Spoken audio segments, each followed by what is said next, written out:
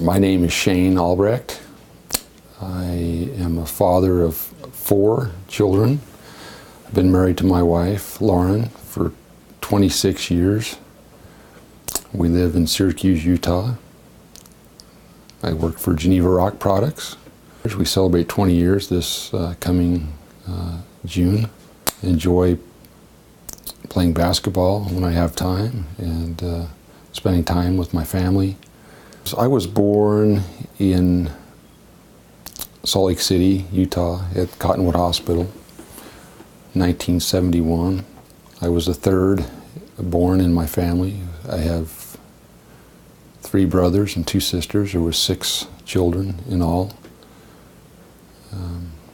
I was raised on a farm in Wayne County, Utah.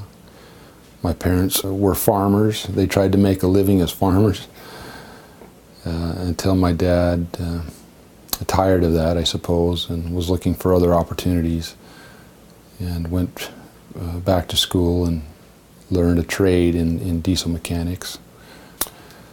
Well, to share a little bit about the experience that I had as a youth, as a young man, and the passing of my mother. I was 16. We were living in St. George. It was a fun time. It was an exciting time. It was also a challenging time for my family. My dad and mother had packed up our family and moved from Rock Springs to start a new life, a new career in St. George.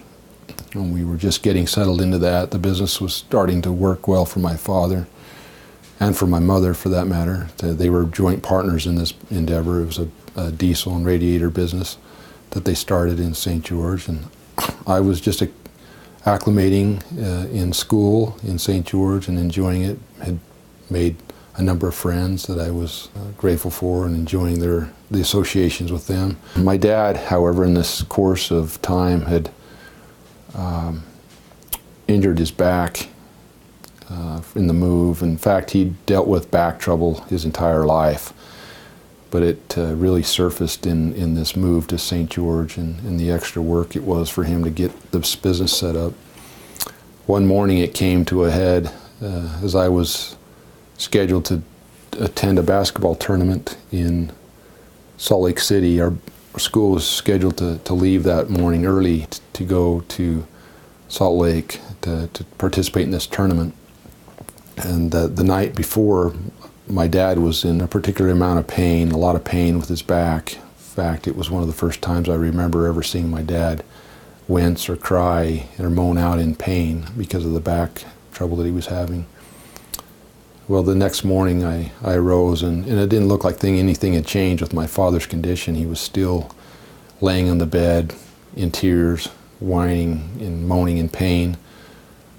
My mother suggested that I not worry about it, that I go ahead and head off to school and attend this basketball tournament. I'd be gone for a few days. She assured me that all things would be okay. Well, a few hours later, after I had left on the trip, I was on the school bus headed north to Salt Lake from St. George when the school bus was pulled over by a highway patrolman. I was quite surprised when the highway patrolman entered the bus and asked that I step off with him. My mind began to race to wonder what possible reason there could be for him to ask me to leave with him off the bus. The highway patrolman took me back to the nearest town, which happened to be Beaver, and we waited at a cafe, and there I was met by my bishop and his first counselor, who happened to be the assistant principal at the high school that I attended, Pineview High School. And there I got into their car with them, and they took me back home. And on the way, my bishop explained to me that my mother had been killed in a car accident that morning, and that my father was in the hospital receiving an emergency back operation because he was in such pain. And when he received the news that my mother had been killed, it was more than he could deal with. Life at home was a challenge after that for some time. Dad was in recovery from his back surgery. It seemed to take many weeks for him to be able to recover from that. He was able to walk somewhat after that, but it was slow and cautious. And I think it was hampered, his recovery was hampered by his deep sorrow that he had felt from his loss. And home was a dark place for some time following the accident, but we gelled together, we came together as a family and did the best we could to support each other, to help each other. Again, Dad wasn't working, but the kids, all of the kids, me and my sister, my younger sister and two younger brothers were all in school, and we continued to attend school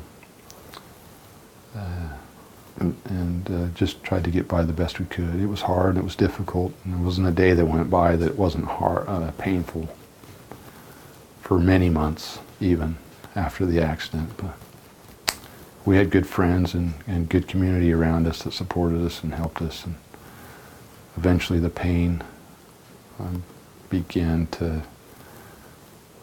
dissipate somewhat, and we were able to get through that time together.